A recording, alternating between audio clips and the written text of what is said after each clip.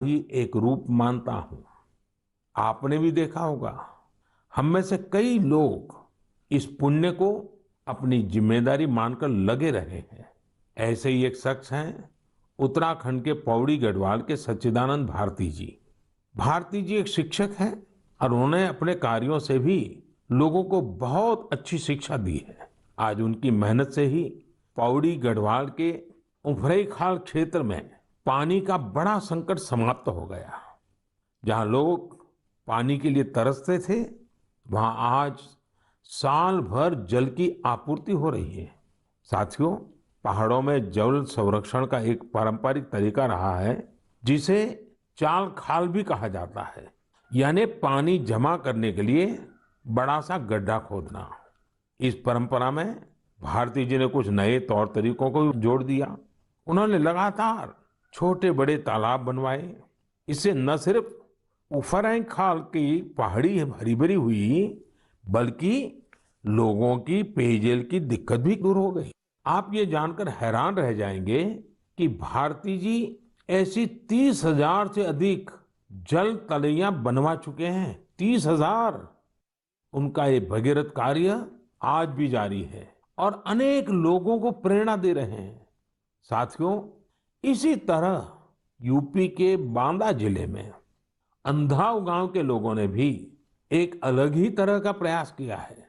उन्होंने अपने अभियान को बड़ा ही दिलचस्प नाम दिया है, खेत का पानी खेत में, गांव का पानी गांव में।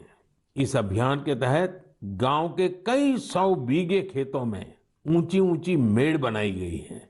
इससे बारिश का पानी खेत में इकट्ठा होने लगा और जमीन में जाने लगा। अब ये सब लोग खेतों की मेड़ पर पेड़ लगाने की भी योजना बना रहे हैं।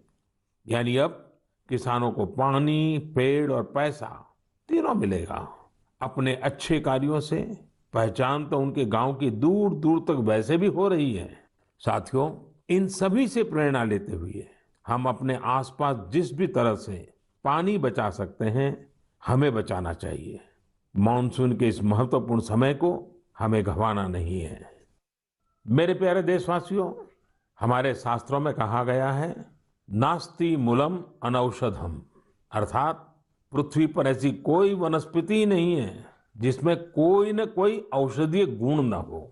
हमारे आसपास ऐसे कितने ही पेड़ पौधे होते हैं जिनमें अद्भुत गुण होते हैं, लेकिन कई बार हमें उनके बारे में पता ही नहीं होता। मुझे नैनीताल से एक साथी भाई परितोष ने इस विषय पर एक पत्र भेजा है। उन्होंने लिखा है कि उन्हें गिलोय और दूसरी कई वनस्पतियों के इतने चमत्कारी मेडिकल गुणों के बारे में कोरोना आने के बाद ही पता चला। परितोष ने मुझे आग्रह भी किया है कि मैं मन की बात के सभी श्रोताओं से कहूं कि आप अपने आसपास की वनस्पतियों के बारे में जानिए और दूसरों को भी बताइए। वास्तव में ये तो हमारी सदियों पुरानी विरासत है, जिसे हमें ही संजोना है। इसी दिशा में मध्य प्रदेश के सतना के एक साथी हैं श्रीमान रामलोटन कुशवाहा जी। उन्होंने बहुत ही सराहनीय काम किया है। रामलोटन जी ने अपने खेत में एक देशी म्यूजियम बनाया है।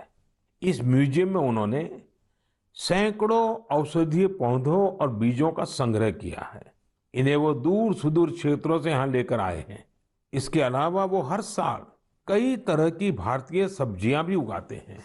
रामलोटन जी की इस बगिया, इस देशी म्यूजियम को लोग देखने भी आते हैं और उससे बहुत कुछ सीखते भी हैं। वाकई एक बहुत अच्छा प्रयोग है, जिसे देश के अलग अलग क्षेत्रों में दोहराया जा सकता है। मैं चाहूंगा आप में से जो लोग इस तरह का प्रयास कर सकते हैं, वो जरूर करें। इससे आपकी आय के नए साधन भी खुल सकते हैं। एक लाभ ये भी होगा कि स्थानीय वनस्पतियों के माध्यम से आपके क्षेत्र की पहचान भी बढ़ेगी।